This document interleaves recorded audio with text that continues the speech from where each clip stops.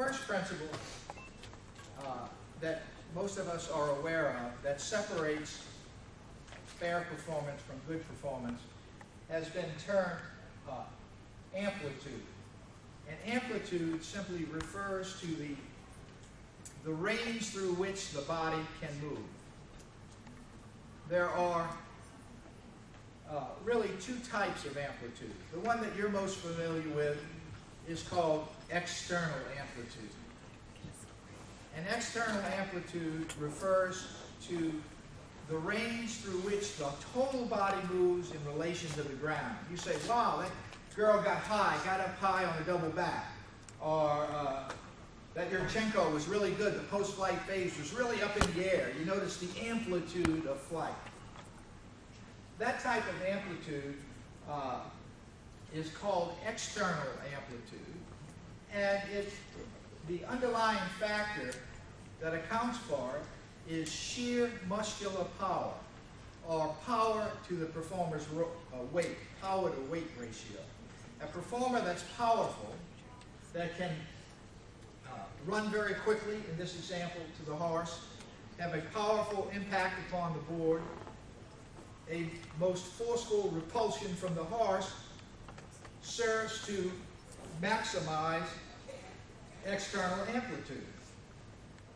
No amount of biomechanics can make it better in the absence of muscular power. In other words, if the girl ain't got the moxie to begin with, okay, no amount of technique of telling them to throw earlier or sooner or more or faster, or you can shout, spit, and cuss, she's not going to be able to maximize that without muscular power. Why is that important? Because it tells us in terms of our training, which is another chapter in my book, it tells us that power then must be an underlying variable to success. A kid has got to have a very good power to weight ratio in gymnastics. And it always has got to be to the person's weight. For example, if you wanted to define power or strength, how much a person can pick up, that's a story half told. Because I might be able to pick up 100 pounds, and I can get any big guy in the back, and he can pick up 300 pounds. But the question is relative to weight. In other words, if I only weigh 150 pounds, and as you can see by my six-pack and V shape that I do only weigh 150 pounds, and I can pick up 200 pounds, and another guy can pick up 250, but he weighs 200, I have a better strength to weight ratio, a better power to weight. So that factor is something that has got to be done in the training programs throughout the life cycle of the gymnast, improving the power to weight. Oftentimes, when you do that, good technique takes care of itself. Okay? Giving a person that's performer ready, the body will know what to do. And by the same token, when you lack performer readiness, the body tends to compensate to try to get it done. I'm not powerful enough to do it this way, so I'm going to shorten up here and cheat here and try to make it. Oh, you made it at least. You compensated, but you made it. Okay, that's called compensatory techniques. And we as coaches use that all the time. We use compensatory techniques. Can't do it this way, try this. Maybe you can get it done this way, at least get past this stuff. Nothing wrong with that, except for this one statement. You never want to rely on compensatory techniques. I have a little saying in the book, I have a lot of these little sayings. I say compensatory techniques, coaches, enter your house a guest, and then your secret friend, and finally your master, in defeat, that is. Because if you compensate and you go up the ladder of difficulty, and it's built on the layers of compensation for doing things to get there, it finally, as Shakespeare once said, returns to plague the inventor. You can't get beyond it. You can't get beyond it. You have set the stage for maxing out your optimum performances for that kid because of what was done all the way up. I guess it's kind of like parenting in a way. It's the same type of concept. Now you have to know that in external amplitude, in the vaulting, you want to maximize lift and maximize horizontal distance from the horse. You want lots of both. But there are many skills in which, for external amplitude, you want to emphasize or maximize amplitude in one direction only. For example, back handsprings, you want a lot of external amplitude, but you want it in a horizontal direction. You want horizontal amplitude as compared to in a somersault, you would want lots of vertical amplitude or lift. So you have to conceptualize in your mind the idea behind round off in a series of flip-flops in some type of salto skill. It should be this. Round off, flip-flop, flip-flop, flip-flop, flip, getting down the road that way as fast as you can. Low and flat and moving that way. Lots of horizontal motion. Volumes of motion that way so you can maximize the vertical amplitude or lift. Because they are inextricably related. In other words, if you can maximize the horizontal amplitude, it sets the stage for maximizing vertical amplitude. Now how you do that, we can talk about that later. But right now, we're just looking at the principle of it. This is what your objective should be. Handspring front, the handspring should be turning over fast and moving that way fast. So that the front emphasizes, or the double front, more lift and of course rotation.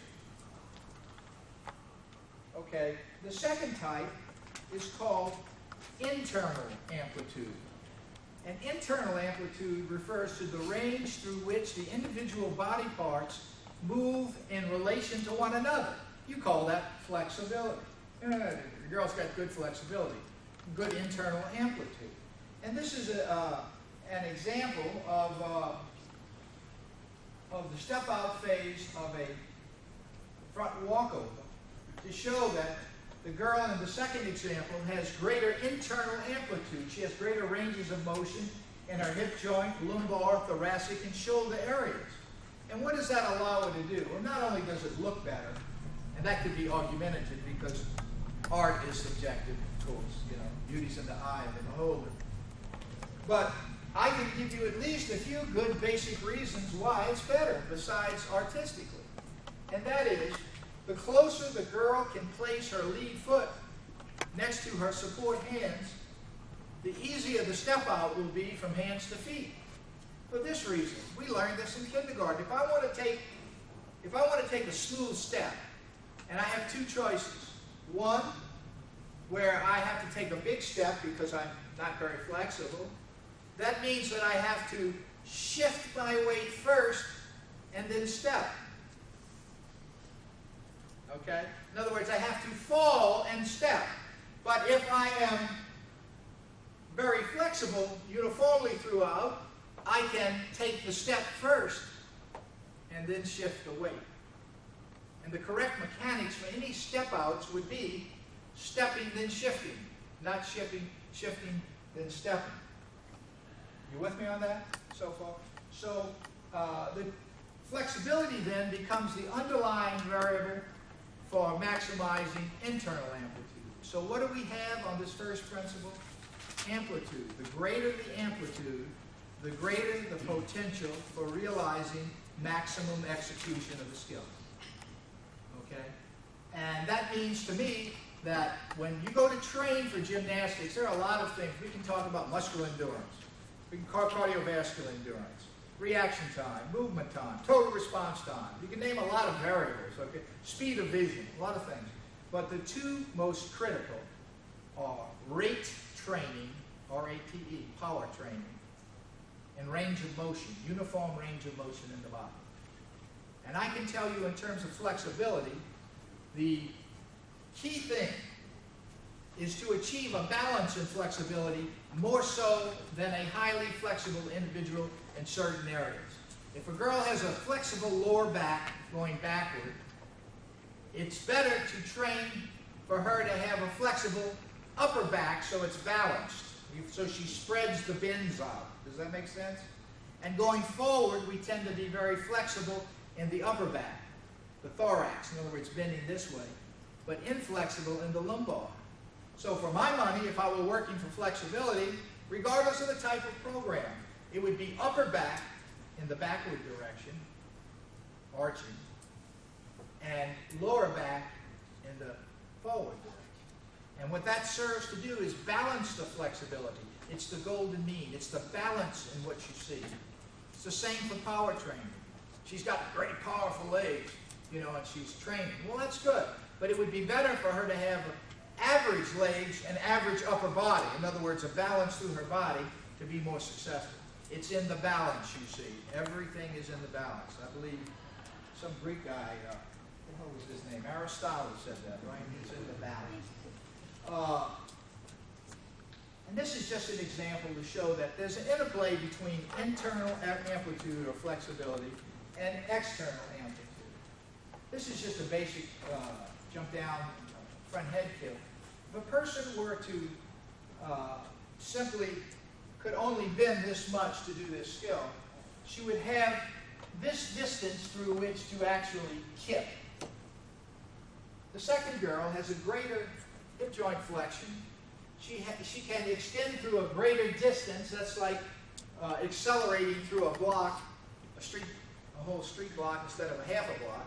You're going to have a greater net effect, which can be observed in the touchdown phase, which is the second to last picture.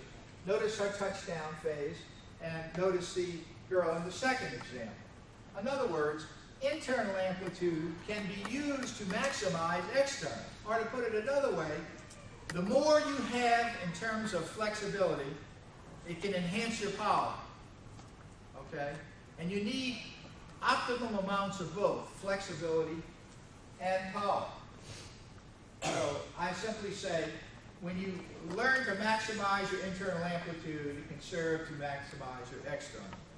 Now, I realize that every gymnast cannot be maximally flexible in all the joints. We all have limits, structural and functional limits, and that type of thing. But the whole idea in terms of your program is to achieve a balance, and flexibility and power should be an integral part of the training program of a beginner and of an elite with the same emphasis. In other words, they still need to train for more because the demands of the elite are certainly more than the beginner, so you need to continue that as part of your training program.